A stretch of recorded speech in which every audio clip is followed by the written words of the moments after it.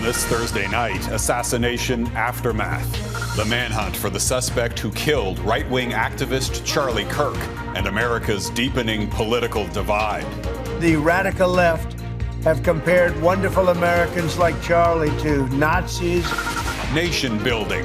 And it's time to get on with it. From supply lines to pipelines, the major infrastructure projects getting fast-tracked by the feds. Plus, a deadly crash into an Ontario daycare. The charges laid against a 70-year-old man. And Quebec cowboys. Why thousands are saddling up in this small town in the east to celebrate the Wild West. Global National with Donna Friesen. Reporting tonight, Jeff Semple. Good evening and thank you for joining us. A massive manhunt is underway in the United States tonight for the suspect who killed conservative activist Charlie Kirk. The 31-year-old father was a close ally of U.S. President Trump and a leading figure in the MAGA movement. The FBI has just released images of someone they're calling a person of interest in the case. Take a look at these two grainy pictures showing a man wearing a baseball cap, sunglasses, and a black shirt that appears to feature an image of the American flag. Investigators also recovered a high-powered rifle, which they believe is the murder weapon. Kirk was killed by a single gunshot yesterday during a crowded speaking event at a Utah university. Jackson Proskow has the latest on the shooting and the suspect. Video appeared to capture a suspect running on a nearby roof. In the moments after a single gunshot struck conservative influencer Charlie Kirk in the neck. It was so loud, I thought the shooter was right there in the crowd. I just heard a shot, and I saw him falling towards the left. This is the view from the shooter's perch, an unsecured rooftop approximately 180 meters away from the stage where Kirk was speaking. A person of interest was captured on surveillance cameras moving around campus and was spotted fleeing into a neighborhood. Suspect blended in well with a college institution. That individual appears to be of college age. Police later recovered the high-powered bolt-action rifle they believe was used in the attack, along with a screwdriver that may have been used to disassemble the weapon. Let me express the horror and grief so many Americans at the heinous assassination of Charlie Kirk. A somber U.S. President Donald Trump expressed condolences for his close conservative ally. Hours earlier, in a video from the Oval Office, he drew a sharply political tone. Radical left political violence has hurt too many innocent people and taken too many lives. Empathy is a made-up New Age term that does a lot of damage. Throughout his career, Kirk leaned into controversy, famously debating anyone, anywhere, and making inroads for Trump on college campuses. He meant a lot to a lot of people, and especially his wife and his young family. His assassination has been widely condemned by leaders from both parties. This is a time that all Americans should come together and feel and mourn what happened. But the death of this firebrand figure has also ignited those looking to divide the country even further along partisan lines. And if you have a difference of opinion from the left, they want to kill you. That is a fact. Tonight, the FBI is offering up to $100,000 as a reward for any information that leads to the arrest of the suspect. And FBI Director Kash Patel has traveled personally to Utah to oversee the manhunt after mistakenly announcing an arrest in the case yesterday. Jeff? Jackson Proskow in Washington. Thanks, Jackson. The assassination of Charlie Kirk is just the latest example of politically motivated violence in the U.S. It follows two alleged attempts to kill Donald Trump and the shootings of Democratic lawmakers in Minnesota earlier this year. It's been decades since the U.S. has seen so many political attacks. Eric Sorensen reports on what's fueling the violence and what history tells us about what could come next. One somber U.S. senator says political violence is getting worse. It is much more dangerous than it used to be. For many, the 1960s represented the darkest period in modern America. The body of President Kennedy is being transferred to an ambulance. President Kennedy was assassinated, as was Martin Luther King. The night of King's death, Senator Robert Kennedy asked what was becoming of the country. It's perhaps well to ask what kind of a nation we are and what direction we want to move in. He said, we have to ask as a nation, who are we? Kevin McCarthy, a conservative former House Speaker, sees parallels. This is what happened in the 60s. This is a moment in time for this nation to take this time to actually make a question about all of us. There are similarities to past violence, the recent killing of a Minnesota Democratic legislator in June, to the wounding of Donald Trump a year ago. But there are differences. Leaders once tried to unite a country in crisis through broadly accepted media coverage. As always, democracy finds its strength in the continuity of the presidency. You are fake news. Today, President Trump undercuts fact-based news and assigned political blame after Wednesday's killing. Radical left political violence has hurt too many innocent people. I mean, I think it's easier for people to become radicalized. This political historian says today is more partisan and polarized. It makes it harder, I think, along with social media, to come together on a shared set of facts and understanding of what happened. America is awash in people on both sides feeling aggrieved. Senator Durbin doesn't sound hopeful. Unfortunately, violence has become part of our political life that is so reprehensible, but it's so common. Robert Kennedy hoped America would turn the corner on violence. He was shot dead 2 months after King. An era with more guns, more misinformation, and more partisan rhetoric does not bode well, says Matt Dalek. It puts the country in a bad spot, and it means that we're in the middle of this era rather than at the end. Eric Sorensen, Global News, Toronto. The Prime Minister has just unveiled the highly anticipated list of major infrastructure projects to be fast-tracked for approval. Mark Carney says the nation-building projects will generate more than $60 billion for the economy and create tens of thousands of jobs. Here are the first 5. They include LNG expansion in BC, new small modular reactors in southern Ontario, and a major upgrade to the Port of Montreal. Critical mineral mines in Saskatchewan and northern BC also made the cut. Mackenzie Gray has the details and reaction, including from an unlikely supporter. By the looks of it, it seems unlikely that Mark Carney will personally participate in building major infrastructure projects. Canada's economy, including the 5 key fast-track developments the Prime Minister announced Thursday. This country is open for business. We're moving, we're building big projects for Canadians. The list includes Phase 2 of the Liquefied Natural Gas Canada project in northern BC, a port expansion in Montreal, and small modular nuclear reactors in Ontario, all projects that are either fully approved or close to shovel-ready, leaving the newly created Major Projects Office to try and help find funding. We used to build big things in this country, and we used to build them quickly. It's time to get back at it, and it's time to get on with it. The speed Carney is promising not quick enough for the Conservatives. This is pathetic. Do you know the federal government is blocking 39 projects that are in the regulatory system? But Pierre Poilievre's biggest provincial ally is backing the Prime Minister, with Alberta Premier Danielle Smith saying she finally feels heard by Ottawa. I think he really understands the issues that we put on the table, and we're working through how to address them. Smith urged patience after no oil pipeline was announced, but Carney outlined a path for how one could be constructed.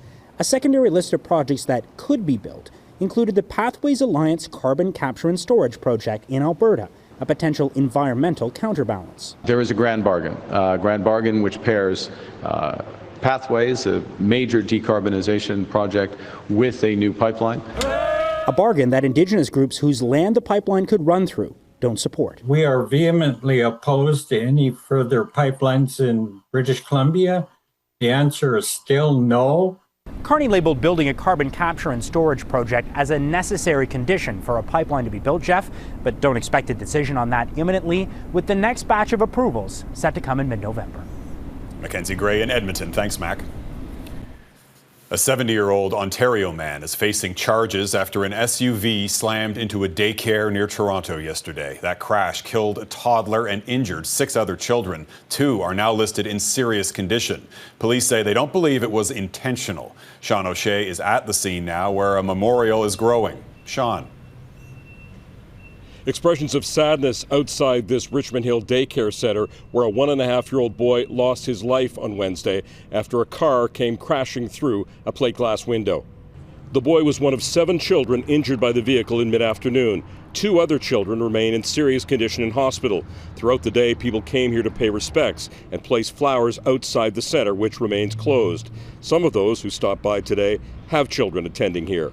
It's a beautiful school. The people here that work here, we see them every day. They're smiling. Their kids are happy. And you know, my daughter's only 4, but she was a little sad to know that that she's not going to school today. Others say the tragedy is overwhelming. We feel really bad about it. Yeah, especially for the parents, like to hear the news that your child is gone. I can't bear the fact that it's just babies. Police arrested a 70-year-old man at the scene. He spent the night in a Newmarket police station. Global News was there when he was released on bail. We can report that Vinay Kumar Gupta is facing 2 charges of dangerous operation of a vehicle causing death and dangerous operation of a vehicle causing bodily harm. He was released from jail on a $25,000 surety. He must live with his son. He's not allowed to leave Ontario or go near the daycare center, and he must surrender his passport. On Wednesday, police told reporters they did not believe the driver intentionally drove the vehicle into the building. Today in this neighborhood, there was an outpouring of support for those connected with the daycare. Just wishing everybody strength and more love. And when it comes to the policymakers, serious change needs to happen, like from the bottom up or from the top down, however we want to put it. But yeah, we need to protect our kids. What kind of world are we if we can't even protect the most vulnerable? Because of a court publication ban, we're unable to report whether Gupta had a previous relationship with the daycare. He'll be back in court to address the charges October 16th. Jeff. Sean O'Shea in Richmond Hill, Ontario. Thanks, Sean. Turning to breaking news now. The 5 players acquitted in the Hockey Canada sexual assault trial can return to the NHL once their suspensions end on December the 1st. Michael McLeod, Alex Formanton, Carter Hart, Dylan Dubé and Cal Foote were acquitted of sexually assaulting a woman in a London, Ontario hotel room in 2018. The NHL says the players, all unrestricted free agents, can sign with the team as of October 15th. An update now on a Global News investigation that revealed flaws in Canada's vaccine injury support program. The federal government says the Public Health Agency of Canada will take over that program in March. It means the government's contract with Auxero, the Ottawa-based company that had administered the program, will not be renewed. The program was created in 2021 to provide compensation for Canadians who are seriously and permanently injured by vaccines. But Global News found more than 1,700 people are still waiting for their claims to be decided. Canadian shoppers can apply for a share of a $500 million settlement in connection with an alleged bread price-fixing scheme. Canadian residents who bought a variety of packaged bread items between 2001 and 2021 can claim compensation by submitting an online form by December the 12th. The settlement stems from allegations that Loblaw engaged in an industry-wide scheme to fix the price of bread. Details of how to apply are on our website, globalnews.ca. A Canadian accused of spreading propaganda for the so-called Islamic State. Coming up, his alleged recruitment efforts for the terrorist organization. Plus, the cowboy capital of Quebec, the small town festival celebrating the best of the West.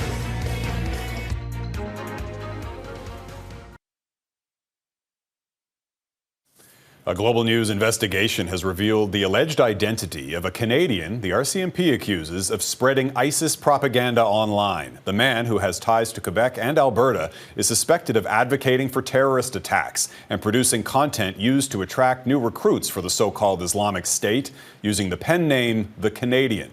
Taria Isri reports.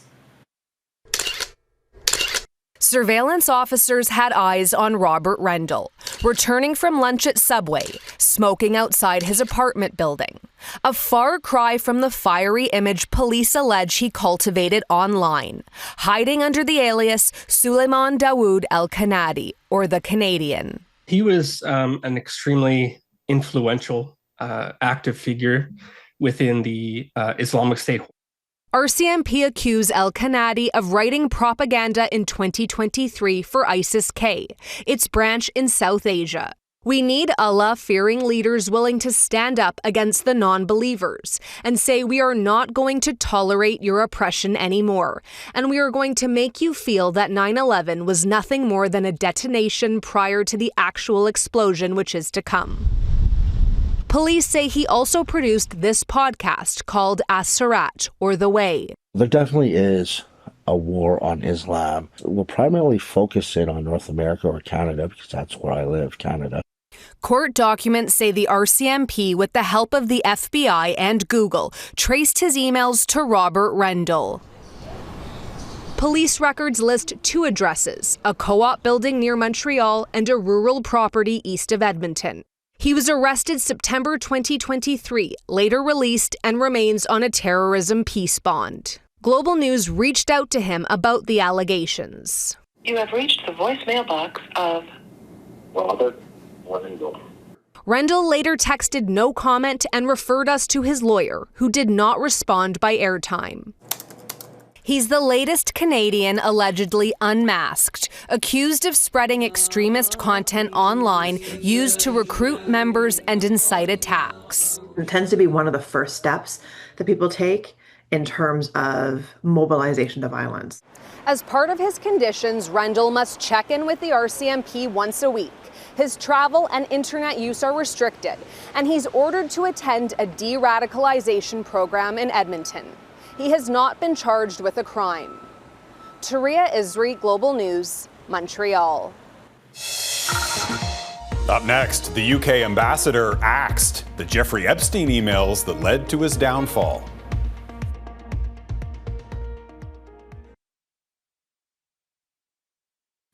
British Prime Minister Keir Starmer has fired the UK's ambassador in Washington after documents revealed new details about his ties to convicted sex offender Jeffrey Epstein. As Redmond Shannon reports, the fallout comes just weeks before Starmer hosts U.S. President Donald Trump. What a beautiful accent, too. I'd like to have that accent. Thank you. My mother would be proud.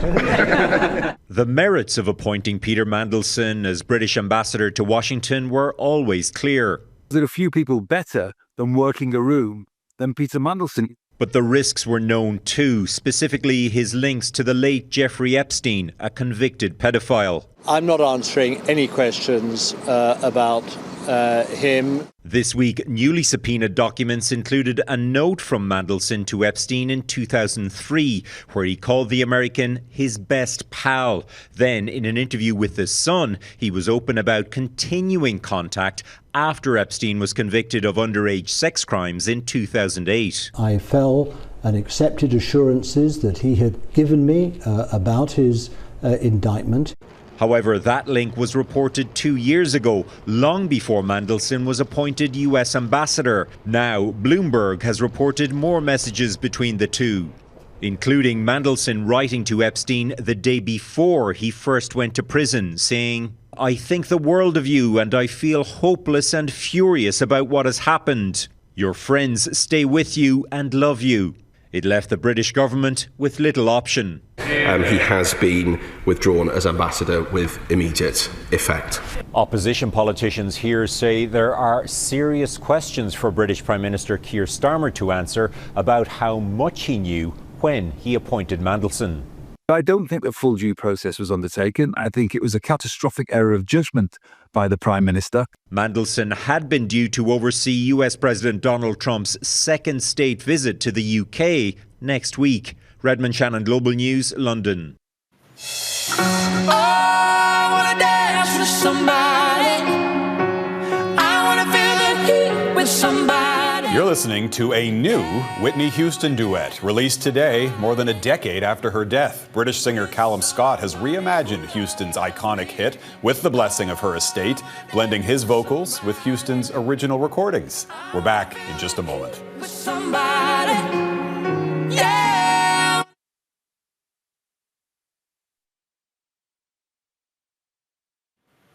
Welcome back. Canada's rodeo culture is usually associated with Alberta, but this month, the small town in Quebec is hosting hundreds of thousands of people for that province's largest annual Western festival. About 2 hours west of Quebec City lies the village of Saint-Tite. Mike Armstrong explores how the community transforms into Canada's cowboy capital. She wears boots on bars. It isn't that the village of Saint-Tite grows each September as much as it explodes. A town of just 3,800 people, too small to even have a single hotel, somehow hosts more than 700,000 guests. Ask Mayor Annie Pronovost where she puts them all. Partout. Everywhere, she says. Everywhere. For a week and a half each fall, they get about 10,000 RVs, whether it's fields filling up or people renting out their yards. As for attire, baseball caps are outnumbered by cowboy hats, about 50 to 1.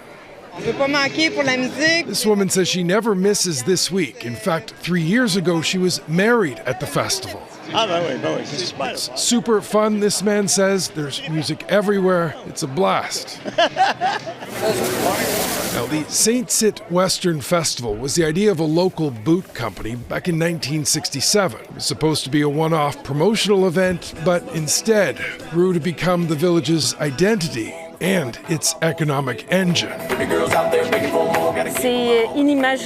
mayor says its importance is unimaginable. It's like Christmas for every merchant and the biggest fundraiser for every local organization. Now, the rodeo stadium right in the middle of the village towers over everything. It sits 8,000, more than double the population. The points for the cowboys and cowgirls competing count in the international standings. I think it's something that everybody talks about, just coming to Saint-Tite and to ride here, and the atmosphere is probably what it gets it for me. Now, there are challenges with an event of this size, but they're problems the mayor says most towns would love to have. It's also the only time of the year she can walk down Main Street and not be recognized. Mike Armstrong, Global News, Saint-Tite, Quebec. And that is Global National for this Thursday. I'm Jeff Semple. Tonight's Your Canada showcases Rock Lake near Kenora, Ontario, Hardwick Island, BC, and Kokan, New Brunswick. Keep them coming. Send your pictures of Canadian pride to Global National at globalnews.ca. Thanks for watching. Hope to see you tomorrow. Have a great night.